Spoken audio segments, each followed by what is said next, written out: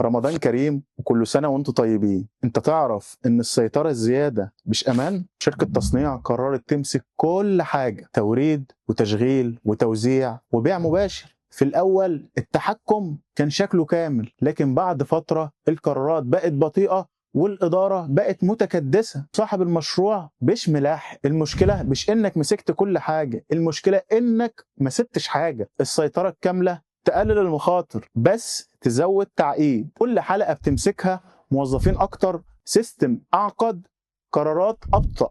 اسأل نفسك، الحلقة دي بتزود ربح ولا بس بتزود تعب؟ زي مدرب عايز يتحكم في كل تفصيلة، الفريق بيتلخبط، لكن المدرب الكبير بيسيطر ويفوض. مش كل حاجة تقدر تمسكها، لكن لازم تمسك صح. لو حاسس مشروعك تقيل ومش سريع زي الأول، اكتب خفف في الكومنتات ونحدد سوا ايه يتمسك وايه يتساب. أنا الدكتور أحمد أبو المعاطي، وفي ملعب البيزنس هعلمك ازاي تلعبها صح.